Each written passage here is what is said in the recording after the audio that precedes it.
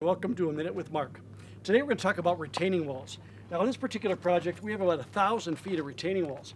Now in this particular wall it's about 6 feet high. On the other side of the wall is the dirt right up until the top of that wall. So it's retaining all of that soil. Now one of the things that this wall is designed to do, it's been filled and all the cores are filled with concrete.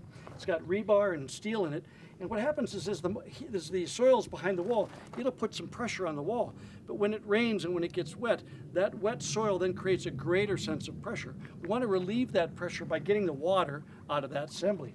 So as you notice here along this assembly, you'll see that about every 4 feet we have a 2-inch PVC hole that's been drilled through, and that sleeve was put in before they poured the concrete.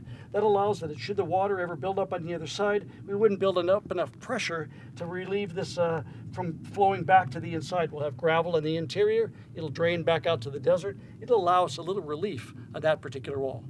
We're right behind the retaining wall here, seeing how complex it is and how impressive it is.